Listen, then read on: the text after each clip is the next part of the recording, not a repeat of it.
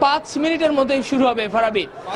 আচ্ছা আচ্ছা, সবুজ আমরা কিভাবে বুঝবো যে তারা যে সব মানদণ্ড চেয়েছে এই রেকর্ডের জন্য সেটা ফুলফিল হলো, আবার আমরা কখন নিশ্চিত হব যে আসলেই আমরা এই রেকর্ডটা করতে পারলাম?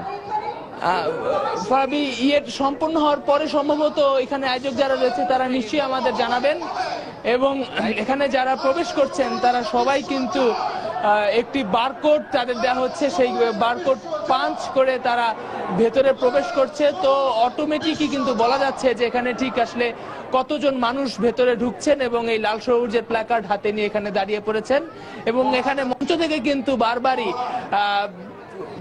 ঘোষণা করা হচ্ছে যে লাল সবুজের বিশ্ব জয়, এবং এখানে যারা উপস্থিত হয়েছেন তাদের সবাইকে প্রাণবন্ত রাখার চেষ্টা করা হচ্ছে। কারণ আপনি জানেন যে পৌষের এই দিনে এখন শীত, তারপরও যে রোদ রয়েছে সেই রোদে অনেকক্ষণ দাঁড়ানো রয়েছে এখানে যারা রয়েছে তারা। তো সবাই কিন্তু উজ্জীবিত, কারণ আজকে স্বাধীনতার বিজয়ের যে 43 বছরে পদার্পণ করলো এই বাংলাদেশ, এই বাংলাদেশের সেই একখণ্ড পতাকা, যে পতাকার জন্য এবং যে ভূখণ্ডের জন্য এদেশের মানুষ তাদের জীবন দিয়েছে, সেই মানুষ কিন্তু তাদের সেই পতাকা আজ আবার উদযাপন বিশ্ববাসীর কাছে সেই পতাকা তুলে ধরছেন। ফারাবি, আমি একটু স্টেজে যারা উপস্থাপনা করছেন তারা বক্তব্য দিচ্ছেন, তাদের বক্তব্য আমি শুনছি।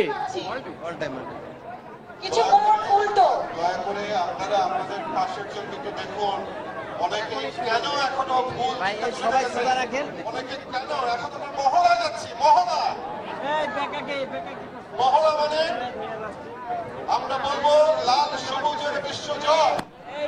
প্রত্যেকের হাতের ভোট তারপর 1 মিনিট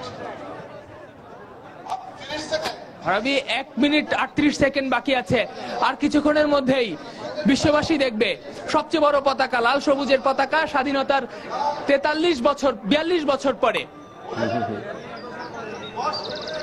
তার মানে কি যারা পার্টিসিপেন্ট, সবুজ শোনা যাচ্ছে? ফারাবি, শুনছি। আচ্ছা, তার মানে কি যারা পার্টিসিপেন্ট, এই 30,000 মানুষ যাদের আসবার কথা ছিল তারা কি সবাই চলে এসছে?